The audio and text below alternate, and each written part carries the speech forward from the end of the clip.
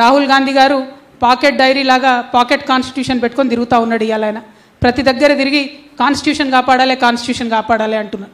నేను వెల్కమ్ చేస్తూ ఉన్నా రాహుల్ గాంధీ గారిని. ఒకసారి రండి, మీరు అక్కడ కేంద్రంలో అధికారంలో లేరు, ఇప్పుడు అక్కడ ఏమంటున్నారు? రాజ్యాంగాన్ని కాపాడాలి అంటున్నారు.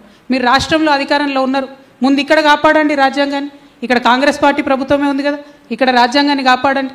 నిన్నగాక మొన్న నేను ఆసిఫాబాద్ పోయి వచ్చిన. పెద్ద ఎత్తున అక్కడ మత కల్లోలాలు జరిగినాయి. వందల సంఖ్యలో మైనారిటీ ప్రజలది, హిందువులది అందరి కూడా ఇండ్లు వ్యాపారాలు కాలబెట్టబడ్డాయి. వాటి గురించి ఇంతవరకు ఒక్కరు కూడా మాట్లాడలే.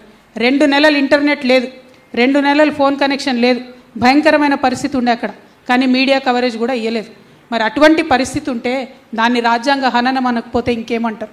అటువంటివి చూడకుండా, అటువంటివి ప్రభుత్వం మాట్లాడకుండా ఒకసారి ముఖ్యమంత్రి గారు పోలేదు, డిప్యూటీ సీఎం గారు పోలేదు, ఎవరు కూడా పోకుండా రాజ్యాంగ విలువల్ని తుంగలో దొక్కుతున్నటువంటి పరిస్థితి. So I welcome Rahul Gandhiji, please come to our state. Don't forget to bring your pocket constitution because your chief minister has not visited those houses and businesses which were burnt down. Your chief minister has not visited, your deputy chief minister has not visited, none of your ministers have visited, and whoever have visited there, they did not even give them any single rupee of compensation till date. అంటే జీవనోపాధి కోల్పోయి అనేక మంది ప్రజలు బాధపడుతున్నటువంటి సందర్భంలో కూడా మరి పోకపోవడం అన్నది చాలా దారుణం.